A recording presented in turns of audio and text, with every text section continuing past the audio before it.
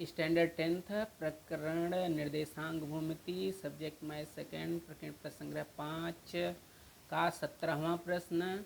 यदि बिंदु ए जिसका निर्देशांक 4 ऋण 3 और बी जिसका निर्देशांक 8 5 हो तो रेखाखंड ए बी को 3:1 के अनुपात में विभाजित करने वाले बिंदु के निर्देशांक ज्ञात करो।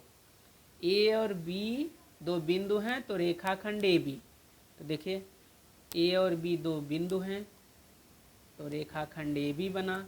ए का निर्देशांक इधर से, बी का इधर से, प्रश्न में ही दिया है। इसको x1 y1 मान लिया, इसको x2 y2।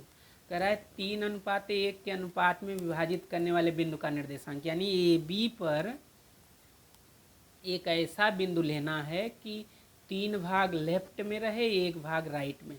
तो देखिए वो बिंदु कौन सा लिया, टी। तो टी के लेफ्ट में देखिए 3 भाग और राइट में 1 भाग, तभी 3:1 होगा ना। 3:1 मतलब m/n। तो m/n मतलब m का मान 3 और n का मान 1। और तो जो बिंदु है उसका निर्देशांक xy माना, और एक को तो x1 y1 दूसरे को x2 y2। तो माना जो ए दिया था उसको x1 y1 माना, बी को x2 y2 माना रेखाखंड ए बी को 3:1 के अनुपात में विभाजित करने वाले बिंदु टी का निर्देशांक xy है। रेखाखंड के विभाजन सूत्र से, ये सूत्र याद रखना होगा, x बराबर mx2 धन n x1 बटे m धन n तथा y बराबर my2 धन n y1 बटे m धन n।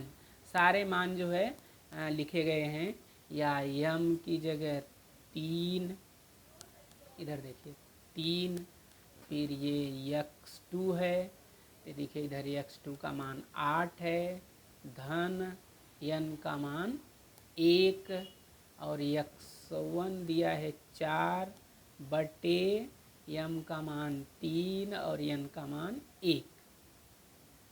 तो ये 3 का 8 में गुणा किया 24, धन 1 का 4 में किया 4 और 3 और 1 जोड़ा 4, 24 धन 4 जोड़ा 28 बटे 4, नीचे 4 का पहाड़ा 28 में 7 बार, x का मान 7 आया।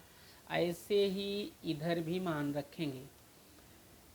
m का मान 3 है, ये आपने देखा इधर, y2 5 तो कोष्टक में मान लिखा, धन n का मान 1 है, y1 या ऋण 3 है उसका मान कोष्टक में, m का मान 3 धन n का मान 1, 3 का पहाड़ा 5 बार 15, 1 धन 1 ऋण है, गुणा करेंगे तो ऋण रहेगा, 1 3 3 और ये 3 1 4, 15 में से 3 घटाएंगे तो 12, तो 4 का पहाड़ा 12 में 3 बार, y बराबर 3।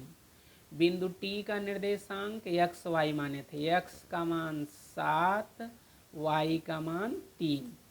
तो रेखाखंड ए बी को 3:1 के अनुपात में विभाजित करने वाले बिंदु ए के निर्देशांक 7 3 हैं।